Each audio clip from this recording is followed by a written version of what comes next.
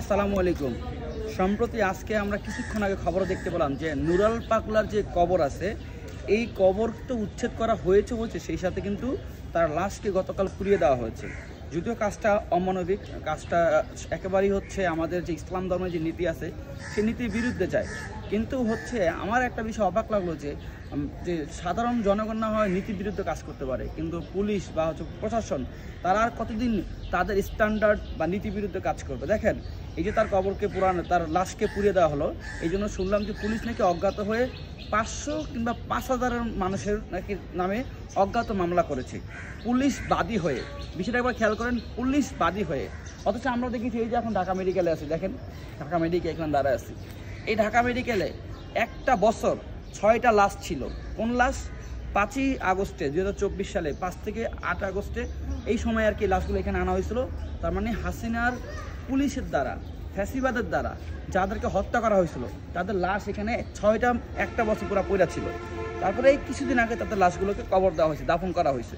তখন আমি একটা দাবি তুলছিলাম যে আগেকার সময় দেখতাম যে হাসিনার সময়ে পুলিশ বাদী হয়ে মামলা করতো, পুলিশ বাদী হয়ে মামলা করতো অমুকের নেতার বিরুদ্ধে, অমুকের বিরুদ্ধে। তাহলে এই যে আমার 6টা ভাই, এই যে আমার 6টা বোন, 6টা লাশ ছিল এখানে একটা বছর পরে ছিল, তাদেরকে কবর দেওয়া হয়েছে উইদাউট এনি কেস। তাহলে পুলিশ কেন বাদী হয়ে মামলা করলো না? 6টা মানুষের জীবন এইভাবে ঝরে গেল, তাদের আত্মীয় স্বজন আজকে আমরা খুঁজে পাইনি বলে কি তাদের হত্যাকাণ্ডের কি বিচার আমরা চাবো না? এটা কি পুলিশের দায়িত্ব ছিল না জনগণের অধিকার বাস্তবায়ন করা, জনগণের দাবি বাস্তবায়ন করা? তারা তো রাষ্ট্রের নাগরিক ছিল, তাদেরকে পুলিশ নিরাপত্তা দিতে পারে নাই। কেন তাদেরকে গুলি করা হয়েছে? পুলিশ গুলি করে, যেই গুলি হয়েছে মানুষ, এই পুলিশ তো বাদী হয়ে তাদের বিরুদ্ধে মামলা করতে পারতো। পুলিশ কিন্তু এই 6 জনের ব্যক্তির লাশ কবর দিয়েছে, তাদের ব্যাপারে পুলিশ বাদী হয়ে মামলা করে নাই। কিন্তু নুরাল পাগলার এখানে দেখেন, এখানে পুলিশ বাদী হয়ে মামলা করছে। কি আশ্চর্যজনক একটা ঘটনা!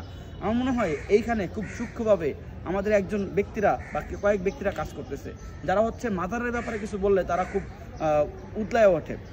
আবার দেখলাম যে উপদেষ্টা এই ধরনের কাজের খুবই নিন্দা জানাইছেন, যে তার লাশ পুড়ে দেওয়া হয়েছে। উপদেষ্টা কি শুধু তার কাজ শুধু নিন্দা জানানো? উপদেষ্টা কি মুসলিম না? একটা মানুষ কখন লাশ পোড়া দিতে পারে সেটা আগে দেখবেন না? তারা পুরো কাজকর্ম দেখবেন না?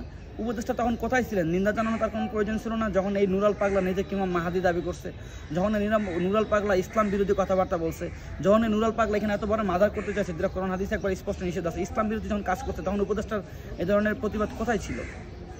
সুতরাং আমরা বলবো যে আমাদের রাষ্ট্রে আমরা দেখতেছি যে সরকার, অ্যাডমিনিস্ট্রেশন, তারা বিভিন্ন ধরনের দ্বিমুখী তারা কাজ করতেছে।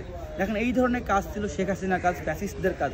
এই কাজ যদি আপনারা যদি চলমান এখন অব্যাহত রাখেন, তাহলে আমরা মনে হয় যে কোনো পরিবর্তন আমরা পাবো না এই রাষ্ট্রে। এবং এই রাষ্ট্রে আসলেই মানুষের প্রকৃতভাবে মূল্যায়ন হচ্ছে না।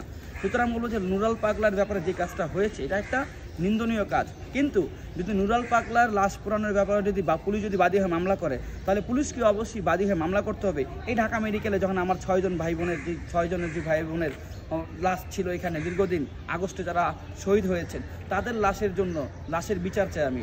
তাদের লাশের বিচারের জন্য অবশ্যই পুলিশকে বাদী হয়ে মামলা করতে হবে, অবশ্যই। কারণ জনগণের আইনকে সংরক্ষণ করা এই দেশের আইন শৃঙ্খলা বাহিনীর কাজ। সুতরাং আমরা বলবো এই দ্বিচারিতা বাদ দেন, এই ভণ্ডামি বাদ দেন, এই ভণ্ডামি বাদ দিয়ে সঠিক কাজ করুন। এইখানে যদি নুরাল পাগলার ব্যাপারে আপনারা বাদী হয়ে মামলা করেন, অবশ্যই এই 6 জন যে আমার ভাই বোনকে হত্যা করা হয়েছিল জুলাই আগস্টে, তাদের বিচারের জন্য পুলিশকে বাদী হয়ে মামলা করতে হবে। আসসালামু আলাইকুম।